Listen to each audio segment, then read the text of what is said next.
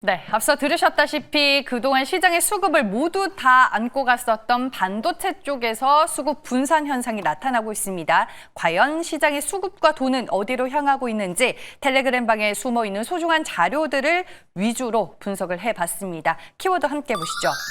네, 첫 번째 키워드는 상부상조입니다. 서로 도와서 잘 되면 그것만큼 좋은 게 없죠. 제약 바이오 안에서 힘을 합쳐서 신약을 개발하고 있는 회사가 있습니다. 잠시 후에 확인해 보시고요. 와이파이가 이제 다음 단계로 레벨업되면서 일취월장하고 있습니다. 산업 현장에서 또 어떻게 쓰일지 관련 기사 내용 전해드리겠습니다.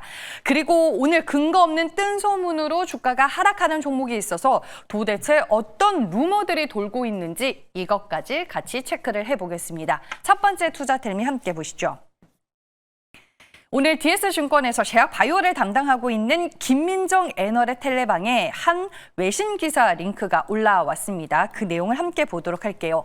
내용은 존슨앤드존슨, 로슈 등 글로벌 제약사들과 헬리우스가 라이선스 계약을 논의 중인데 PDL1을 타깃으로 설계가 된 항체 약물 접합체 신약 후보 HLX432 그 대상이고요. 대규모 딜을 협상하고 있는 것으로 알려지고 있습니다. 지금 초기 계약금만 수억 달러 규모가 될 것으로 보이는데 향후 추가 약물성과 데이터가 확보됨에 따라 헬리우스는 더 높은 금액을 제시할 가능성도 있습니다. 그럼 이 기사가 왜 중요할까요? 답은 PDL1-ADC에 있습니다.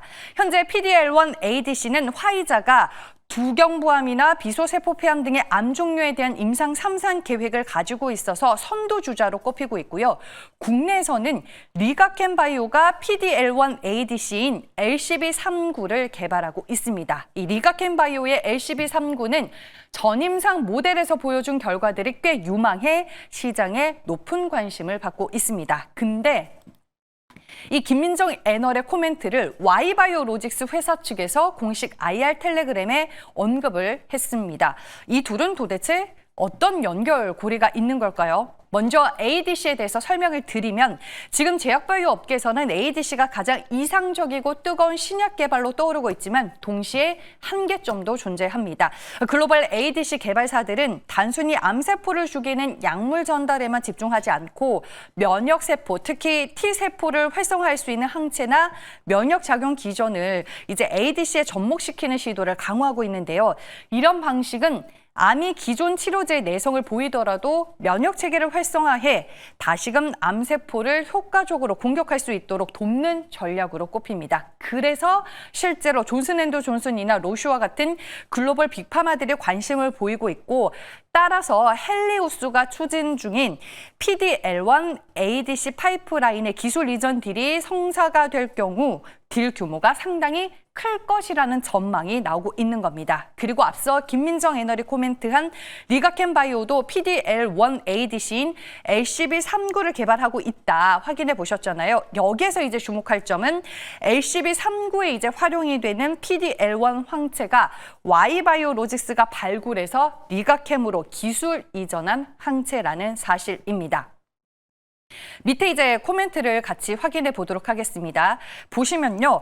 LCB39에 이제 활용이 되는 PDL1 항체는 지난 5월 Y바이오로직스로부터 이제 도입해간 항체 기술이 결합된 고형암 ADC 파이프라인이고요. Y바이오로직스가 아닌 리가켄바이오 연구소나 전략파트 측의 평가를 들어보면 최근 리가캠이 기술 도입한 것들 중에서 가장 좋은 걸 가져왔다라는 평가가 있는 걸 확인할 수가 있었습니다. 그래서 한마디로 리가캠의 LCB39가 잘 되면 Y바이오로직스도 덩달아 수혜다 이런 연결고리를 찾을 수 있을 것 같습니다. 최근에 리가켄바이오도 신약 모멘텀이 부각되고 있음에도 불구하고 왜 주가는 다른 제약바이오주에 비해서 못 가고 있을까요? 이런 얘기를 하는 개인 투자자분들이 많은 걸로 알고 있습니다. 하지만 Y바이오로직스의 주가, 일봉 차트를 통해서 보니까 상장한 지 생각보다 얼마 안 됐더라고요. 2023년 12월에 시장에 등장을 했었고 어제 주가는 52주 신고가를 경신하는 흐름이 이미 나와줬습니다. 오늘도 견조한 주가 흐름 유지를 하면서 1%대 상승 흐름 지켜내고 있고요. 일봉 차트 통해 보시면요. 8월 중순부터 오늘까지 주가가 정말 꾸준하게 우상향 추세를 그리고 있다는 점 확인하실 수 있을 것 같습니다. 오늘 투자 태미를 통해서 리가캠의 LCB39 성공은 Y바이오로직스 가치 재평가의 트리거가 될 것이다. 이 연결고리를 재발견하셨으리라 믿겠습니다. 다음 두 번째 내용 함께 보시죠. 현대차와 기아가 내년부터 국내외 공장에 와이파이 7 기반의 통합형 단말기 기술을 도입하는 기술 개발을 추진 중이라는 오늘 보도가 나왔습니다. 와이파이 7은 기존 와이파이 6 대비 채널 대역폭이 약 2배 확대가 되고 변조 방식 및 스트리밍 기술 개선 등을 통해서 이 속도가 최대 4.8배 빨라질 가능성이 있는 차세대 무선 표준으로 꼽힙니다. 이 기술이 생산 공정에 도입이 되면 공장 내 로봇과 자동화 장비들이 더 안정적이고 지연이 낮은 무선통신 환경에서 움직일 수 있게 됩니다. 특히 변화하는 생산 여건, 유동적인 작업 배치, 센서 데이터 실시간 수집 처리 등이 많아지는 스마트 팩토리 환경에서는 이 통신의 안정성과 신뢰성이 제품 품질, 생산성 그리고 비용 절감 측면에서 매우 중요한 요소가 되는데요.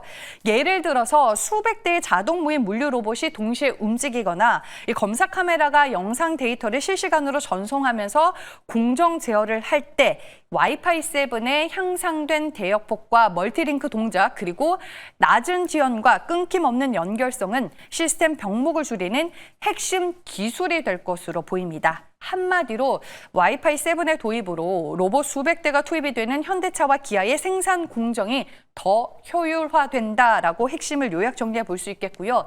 무선통신 인프라 확장과 공장 자동화, 무선화 등의 트렌드에 따른 수혜 예상 섹터는 결국에는 통신 장비 인프라 관련주들이 아닐까 싶습니다. 일단 5개 종목으로 추려봤습니다. 머큐리, 다산 네트워크스, HFR, 솔리드, 서진 시스템이 들어가겠고요.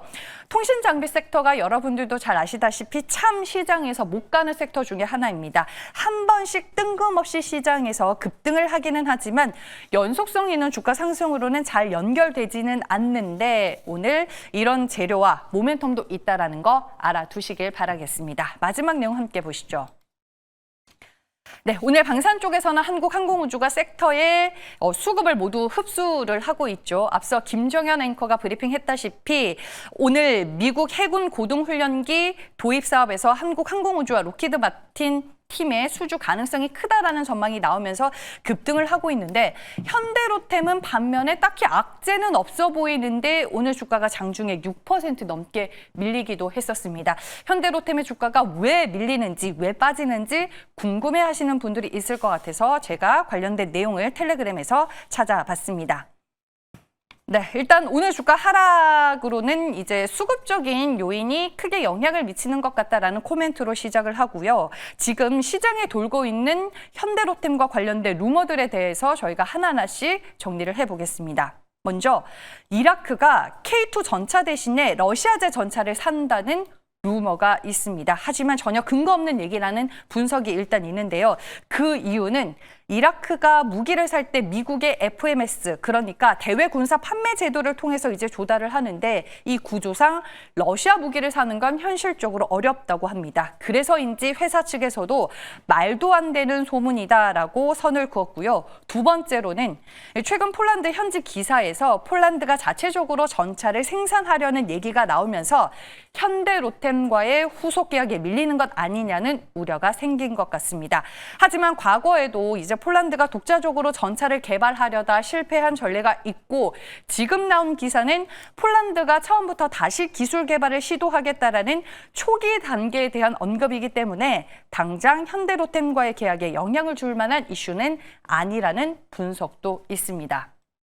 그리고 마지막으로 현재 K2 전차 등 현대로템의 수출 계약에서 실제 생산 그리고 인도되어 매출로 잡히는 물량, 그러니까 이 폴란드나 중동 등 해외 수출 계약이 실제 전차가 만들어져서 고객으로 인도되는 시점이 2026년으로 잡혀 있는데 올해 4분기 실적부터 반영이 되기 시작할 것이다라는 코멘트도 있지 않고 있었습니다. 오늘 앞서 언급드렸던 이런 근거 없는 루머들로 현대로템의 주가, 차익 실현 매물이 출회가 되면서 상당히 흔들리는 모습을 보여줬습니다. 바로 이 구간이죠. 오전장에서는 6%대 낙폭을 보여주기도 했었는데 그럼에도 불구하고 일부 저가 매수세가 유입이 되면서 낙폭은 조금 줄여 나가고는 있지만 여전히 4%대 주가 하락세를 연출을 하고 있습니다. 그럼 왜 차익 실현 매물이 나오냐? 우리는 이걸 또 고민해 볼 텐데 어제 신고가를 찍었었죠. 현대로템의 주가 많이 오른 건 사실입니다. 그래서 차익 실현 매물이 나와도 이상할 리가 없는 구간에서 근거 없는 소문들까지 더해지면서 오늘 상당히 일시적으로 수급적인 영향을 많이 받은 것으로 분석이 되고 있습니다. 네, 이렇게 해서 현대로템까지 세 가지 이슈들 모두 전해드렸고요. 이제 MBN골드 최현덕 매니저 만나보겠습니다. 매니저님 안녕하세요. 네, 안녕하십니까. 최현덕 매니저입니다. 네, 오늘 매니저님은 시장에서 어떤 부분을 가장 중요하게 보셨을까요? 네, 일단 오늘 시장이 좀 하락이 나오고 있습니다만은 이 반도체 쪽에서 조정이 나오다가 상당히 또 강한 반등이 나와주고 있죠. 일단 우리 시장을 봤을 때 지금 결국 AI 모멘텀은 계속될 수밖에 없는데요. 이 AI 관련해서 모멘텀은 이어질 수밖에 없는 그런 내용들을 좀 설명을 좀 드려보고요. 반도체하고 이 에너지에 관련된 기업을 좀 말씀을 좀 드려볼까 합니다. 일단 지금 오늘 아침에 보시면 영국에서 그러니까 이 뉴판 스타게이트 프로젝트가 발표가 됐죠. 지금 미국도 지금 데이터 센터 전력이 부족한데 이 영국에서도 뉴판 스타게이트 프로젝트가 시작이 되는 겁니다. 그래서 트럼프 대통령이 영국을 방문하게 되면서 일단 마이크로소프트 같은 경우는 28년까지 영국 내 AI 및 인프라 운영에 300억 달러를 쓰기로 했는데 이 마이크로소프트가 영국 내에 투자하는 가장 역사적인 어떤 최대 규모를 투자하게 되는 거고요. 엔비디아 같은 경우도 영국 내 AI 공장 건설에 110억 파운드 투자하기로 한 건데요. 6만 개에 달하는 GPU를 구축하기로 했습니다. 이 오픈 AI 같은 경우도 인프라 구축 위해서 최소 8,000개 달하는 GPU를 시작으로 해서 3만 1,000개까지 키워간다고 하고 코어웨이브 같은 경우도 AI 데이터 센터 구축과 운영에 15억 파운드 투자하기로 했죠. 그만큼 미국판 스타게이트부터 이 영국의 스타게이트까지 정말 국가별로 그다음에 빅테크 기업별로 이 데이터 센터를 짓는데 천문학적인 돈이 끊임없이 들어갑니다. 우리가 생각을 해보게 되면 여기에 들어가는 GPU도 부족하겠습니다만은 이 데이터 센터를 만들었을 때 여기에 쓰이는 전력이 부족할 수밖에 없겠죠. 그러다 보니까는 최근에 원전도 많이 좀 올라왔던 거고 뭐 화석 연료들, 가스 연료 뭐 다 떠오르고 있는 건데 전력 부족이 강권한 빠른 낙태입니다. 그러니까 지난주만 하더라도 우리의 또 이재명 대통령이 지금 원전 같은 경우는 지은데 10년 이상 걸리기 때문에 당장 이 데이터 센터에 들어갈 전력 공급하기 어렵지 않겠나라고 하면서 이 태양광 풍력 쪽으로 집중하겠다라고 했는데 현실적으로 원전도 친환경 에너지긴 합니다만은 정말 이 SMR만 본다 하더라도 상용화까지는 2030년까지 기다려야 되는 거고 당장 태양광이나 풍력 같은 경우는 그렇게 오래 안 걸리거든요. 빠르면은 1년, 2년까지도 충분히 가능한 거기 때문에 아마 결국 이 AI 데이터 전력 때문에 이 태양광이나 풍력 이쪽의 종목들이 또 수급이 좋아지지 않을까 합니다. 그런 관점에서 우리가 이 태양광 쪽을 좀 다시 한번 좀 봐야 될 것 같고요. 제가 오늘 말씀드릴 종목은 태양광 종목이긴 합니다만은 이 반도체 쪽에서 또 이 강한 수주 모멘텀을 갖고 있는 종목이기 때문에 반도체와 태양광이 합쳐진 그런 종목을 또 하나 말씀을 좀 드려보도록 하겠습니다. 네, 부족한 전력을 태양광 쪽에서 답을 찾아보자라고 말씀을 해주셨습니다. 관련해서 볼 만한 종목은 뭐가 있을까요? 제가 한 2달 전에 말씀을 드렸던 종목이긴 한데 지금 또 다시 한번 또 설명을 드려볼게요. 지금 현재가가 1,772원인데 신성 ENG를 좀 말씀을 좀 드려보겠습니다. 신성 ENG는 이제 알려진 것으로는 플리룸을 공급하는 기업이죠. 그래서 삼성 수주도 나와주고 있고 지금 이 하이닉스양, 이 MC4X하고 이 PNT 라인 수주가 나오고 있는 건데요. 이 태양광 모듈을 같이 제조하고 있습니다. 그러니까 사실 우리가 이 태양광 그 판을 보면은 웨이퍼를 만들잖아요. 그래서 이 반도체랑 좀 비슷하게 생긴 건 똑같은 웨이퍼를 만든다고 좀 보시면 될 것 같습니다. 그러다 보니까는 지금 이 태양광 사업부에서 태양광 모듈을 제조해서 판매하고 있는데요. 이 고출력 태양광 모듈부터 이 건물 일체형 태양광, 지붕형 태양광, 수상형 태양광, 다양한 이 발전 사업을 모델로 하고 있습니다. 그래서 이 태양광 쪽에서 보시면 단순히 모듈 공급하는 것이 아니라 설계, 조달, 시공 이 전 과정에 걸쳐서 총괄을 하고 있어가지고 최근에만 이 현대자동차 울산 공장에도 4.3메가와트 규모 태양광 발전소 구축했거든요. 그래서 이 국내 태양광에서는 신성 ENG를 끊을 수 없다라고 보시면 될 것 같고요. 이 태양광 모멘텀에다가 이 클리름 수출하고 있죠. 결국 지금 삼성과 하이닉스가 어떤 메모리 시장이 다시 좋아지고 있고 가격이 올라가면서 최근 삼성 같은 경우는 피포라인 증설하고 있고요. 하이닉스 같은 경우도 증설하면서 이제 메모리 시장이 상당히 좋아지고 있는데 결국 지금 파운드리 쪽도 보시게 되면은 미국의 테일러 공장도 증설을 해야 되는 과정에서 이 클린룸 수출을 눈앞에 두고 있습니다. 그래서 모든 장비가 들어가기 전에 클린룸부터 먼저 만들어지고 들어가는 거기 때문에 이 신성 ENG 반도체 쪽의 수주와 이 태양광 쪽의 수주를 한번 더 기대해보자라고 말씀을 드리면서 일단 단기적으로 목표가는 2,500원까지 말씀을 드리고요. 손절가는 1,500원으로 말씀을 드려보도록 하겠습니다. 네, 알겠습니다. 신성 ENG에 대한 투자 포인트와 가격 전략 알아봤습니다.